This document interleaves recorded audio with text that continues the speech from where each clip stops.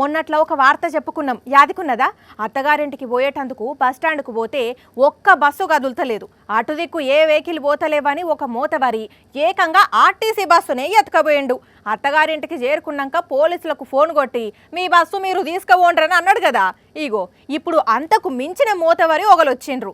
ఏం చేసిండో తెలిస్తే పరేషాన్ అవుతారు పక్క. పనిలేని పాపయ్యనట పోపు గింజలు వారబోసి వడ్ల గింజలు ఎత్తితే డ్రైవింగ్ రాని దానయ్య ఏకంగా అంబులెన్స్ నే దొంగతనం చేసి డ్రైవింగ్ చేసిండు. పేరు అశోక్.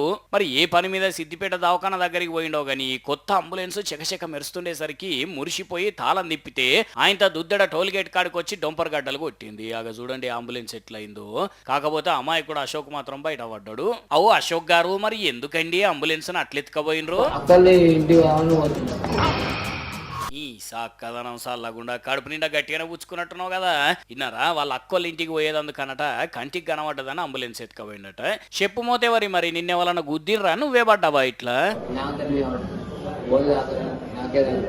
ఇంకా నయ్యా ఎవరిని ఎక్కించుకోపోలేదు.